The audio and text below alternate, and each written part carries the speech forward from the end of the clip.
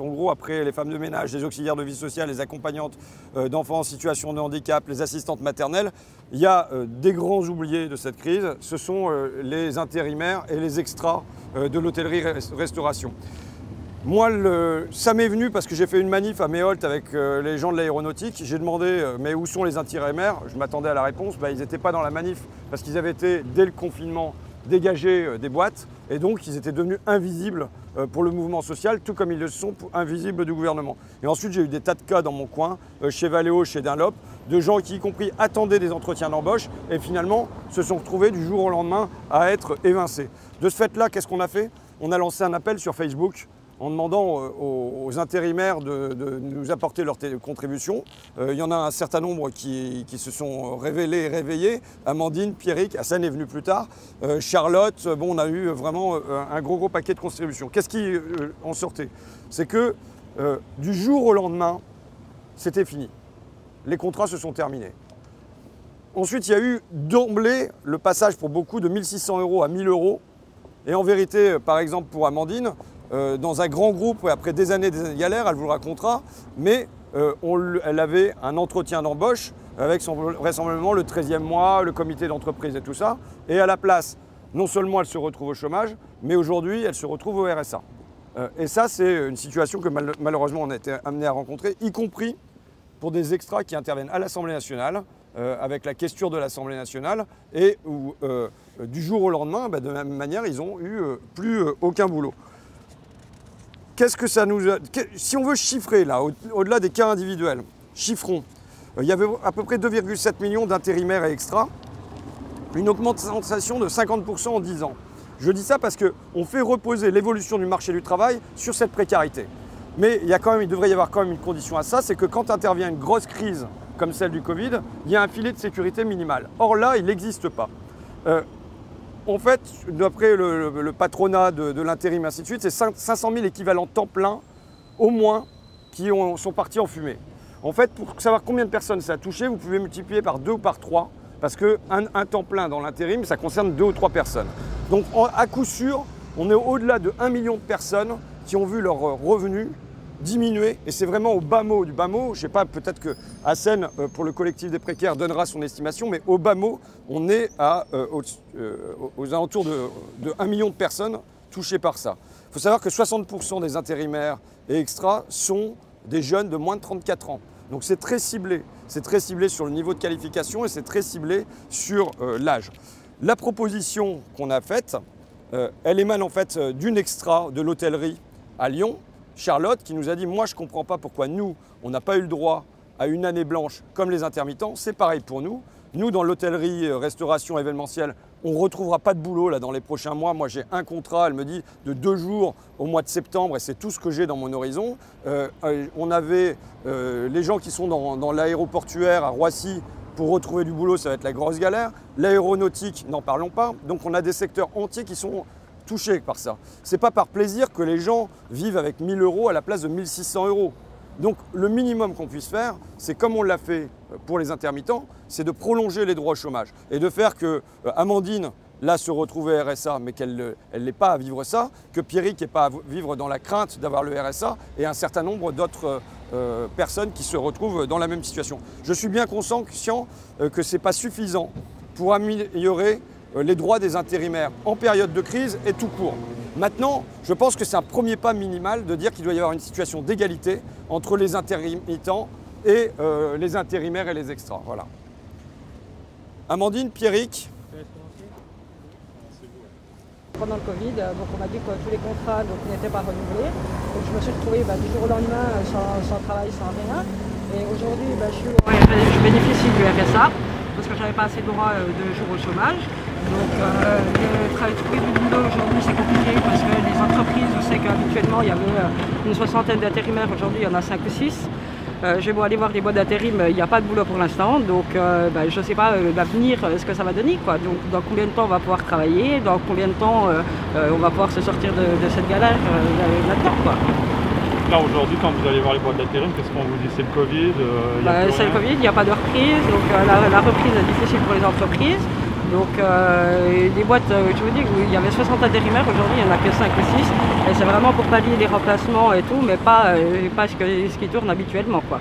Très concrètement, vous devez vous débrouiller avec quel revenu aujourd'hui? Je suis à 600 € par mois, un peu moins de 600 € par mois. Donc ça change de 1600 €, enfin là c'est une perte de 10 000 € par mois, donc c'est un peu difficile. Mais je ne vois pas pourquoi intervenir, mais vous aviez voilà, ça faisait des années que madame était en intérim, et là, au mois de février, il y avait une embauche qui était sur la table, quoi. Voilà. Donc depuis décembre 2019, on parle de l'embauche. Donc il y a eu plusieurs campagnes d'embauche, donc je devais être sur la suivante, c'est lui qui était prévu cette année. Et puis du coup, pas du tout, quoi. Tous les intérimaires, il n'y a pas d'embauche, il n'y a aucune embauche qui se fera cette année. Voilà. Sur Besançon, madame est sur Besançon. Hein. Vous avez là. Non, parce que comme on a fait des entretiens téléphoniques par Zoom, c'est la mode en ce moment. On a eu des gens d'un peu partout en France, et voilà, donc Pierrick, lui, il vient du Nord et il était chez Amazon. Ouais, donc moi c'était dans un entrepôt de Douai, j'ai travaillé 8 mois en intérim après avoir fait 3 ans d'études. Et le 16 mars, Macron il annonce qu'il y aura le confinement. Je me retrouve dire dans 10 jours mon contrat se termine. Et j'avais une promesse d'embauche avec mon manager qui me disait au moment de ta fin de contrat, tu auras eu un entretien d'embauche pour être en CDI. Sauf que le 27 mars, on m'a dit à 18 h en finissant à 20 h, merci, au revoir. Ce qu'on m'appelle la Madeleine, c'est vous avez bien travaillé ici, mais on ne peut pas continuer par suite. Et ça a été le cas de beaucoup d'intérimaires qui, du jour au lendemain, se sont vus leur contrat terminé, pas de renouvellement, sans information. Moi, je me suis retrouvé tout seul chez moi dans mon appartement à faire les démarches Pôle emploi. Chez Pôle emploi, j'ai été aussi en télétravail. Je pense que ça a pris 2-3 mois à faire. J'ai touché mon premier Pôle emploi en juillet, donc c'était un peu la galère. J'ai dû me mettre avec des potes dans mon appartement pour utiliser les charges. Mais du jour au lendemain, c'était la crainte de dire qu'est-ce que je vais faire, je peux rien faire, j'ai quand même un bac plus 3. Aucune embauche, que ce soit, moi j'ai fait des études en sport, il n'y avait rien du tout. Là c'est encore pareil, on est dans le flou un peu total. Il me reste 3 mois de chômage, donc la proposition de loi d'avoir un an de chômage, une année blanche pour le chômage, ça va me permettre peut-être de me poser un horizon plus vaste et me dire qu'est-ce que je vais pouvoir faire, plutôt qu'être dans la crainte de dire dans 3 mois je pourrai plus payer mon loyer, je pourrai peut-être plus manger, je pourrai plus me déplacer, je pourrai plus vivre, ce sera la survie, quoi. Est-ce que là vous vous sentez oublié par le gouvernement on est complètement oublié, je ne sais même pas oublié, ça fait des années on parle de ce cadre.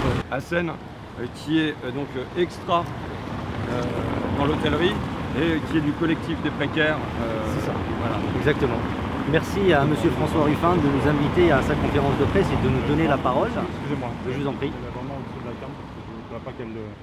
Voilà, je disais merci à M. François Ruffin de nous inviter et de nous donner la parole. À ces oubliés, il les a bien nommés.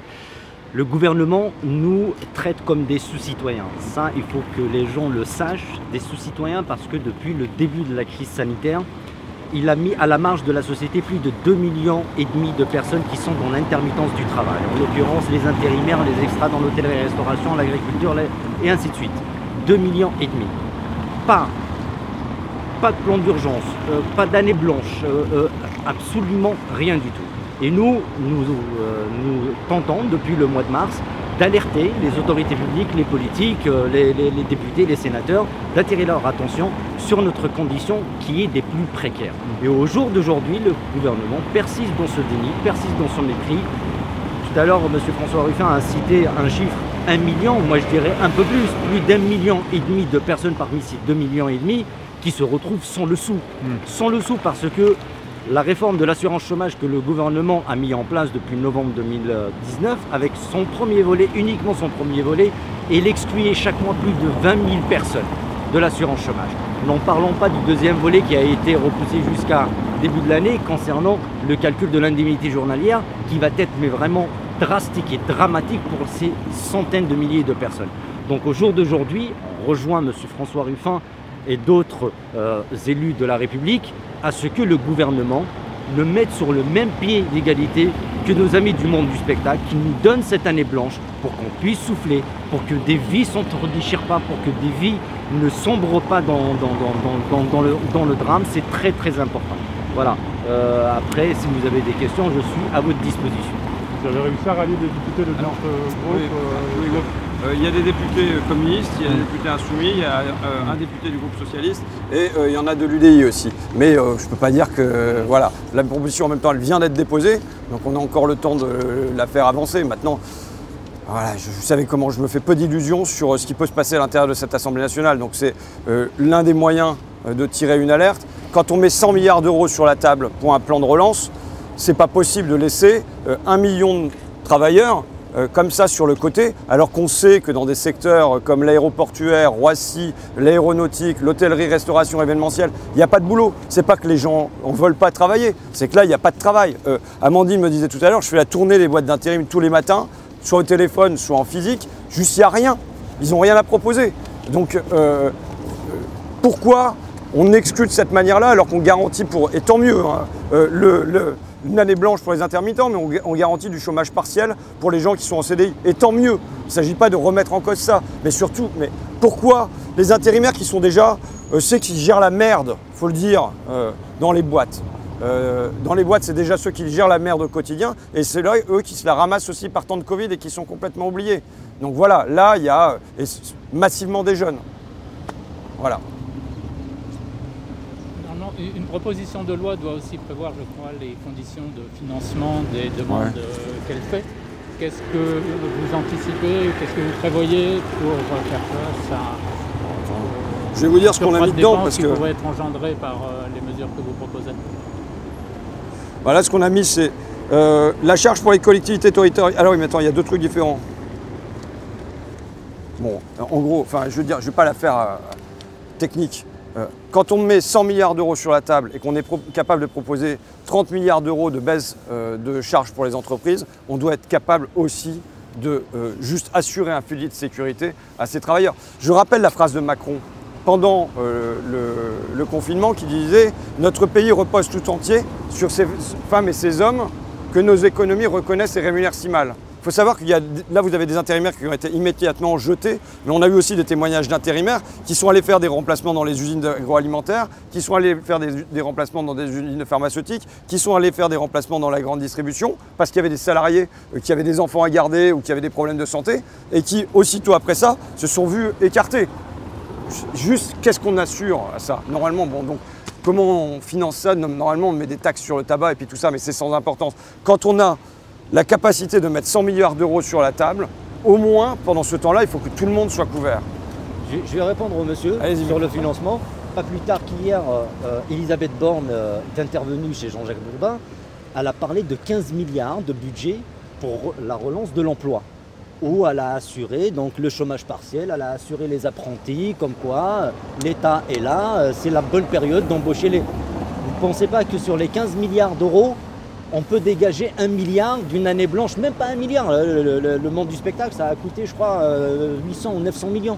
1 milliard d'euros pour assurer ça, ou 2 milliards d'euros pour assurer la paix sociale et la vie sociale de tous ces intermittents du travail.